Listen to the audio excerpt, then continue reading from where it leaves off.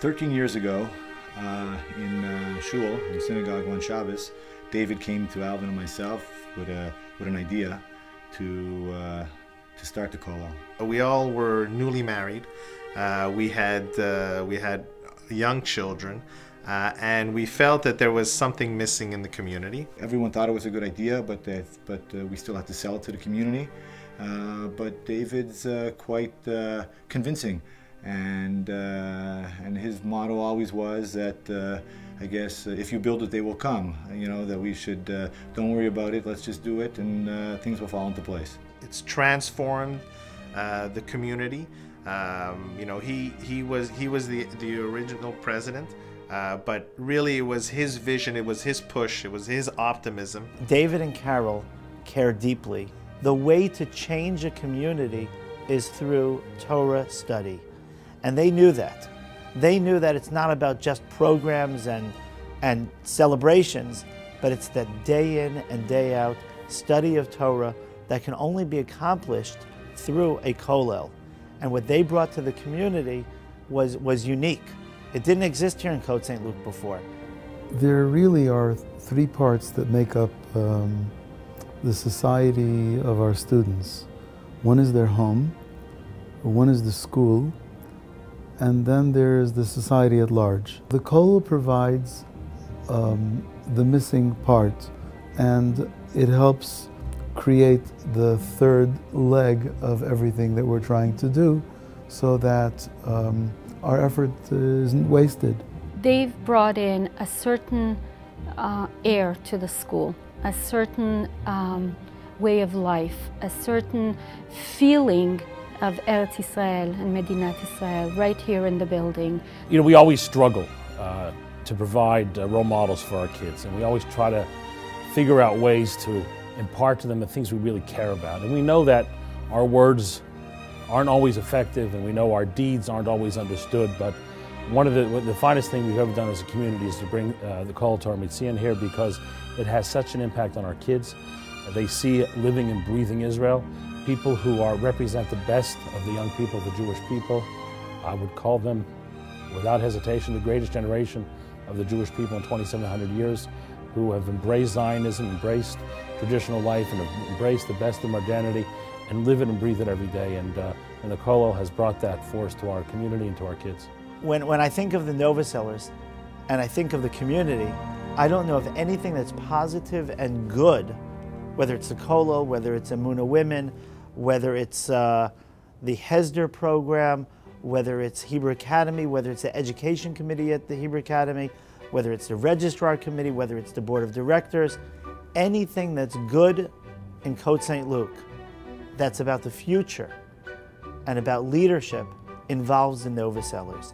When Carol and David come into a room, it's always with warmth, with a smile, and with an openness of arms. They know what's the correct, educated thing to do, and also what is the right thing to do. Most people live all their life by have, do, and be. Meaning they say, if I'll have, and then I'll do, then I will be. That's the way most of the people think. If I'll have money, I'll do that, I'll be happy. David and Carol are different people. They live in totally different life. They don't say have, do, be. They say be, do, and Ribbono Shel Olam will help you that you'll have.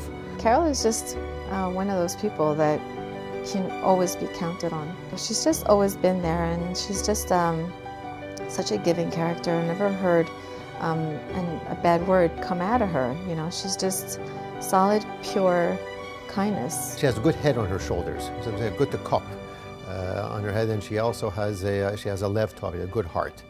An extremely good combination of qualities. We always said Carol, when she was 12, she was more going on 21. I mean, she's always been very mature, very focused, very, you know, she took her work very seriously. That was her character. And for me, she's not just a friend, but she's a true role model. I look up to her. I hope to emulate her in the way she runs her family, in her dedication to so many Jewish communal organizations, and in her dedication and loyalty to her friends and to her family, and of course to Eretz Yisrael. I think about my life, and I think about the Novosellers. One thing that I learned from them, and I think the Kollel learned from them, and the community has learned from them, is that you can always do more. You can always become more. You can always improve. You can always grow. Status quo was never acceptable. To be mediocre was not acceptable. You had to strive for the best. I think that they have chosen to take their idealism that they really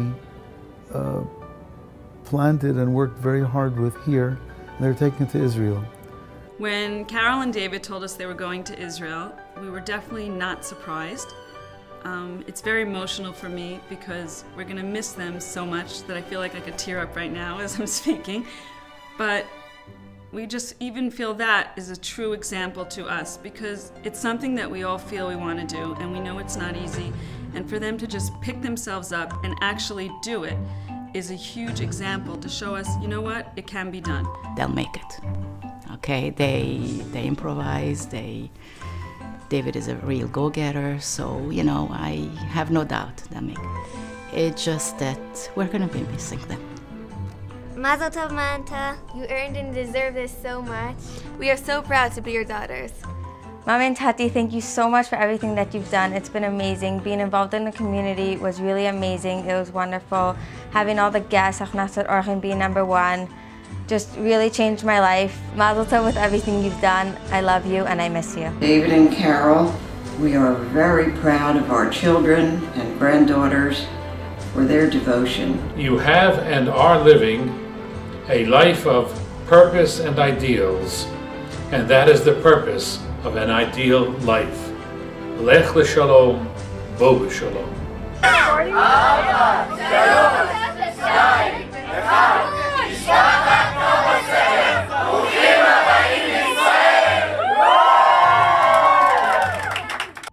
Carol and David, wow.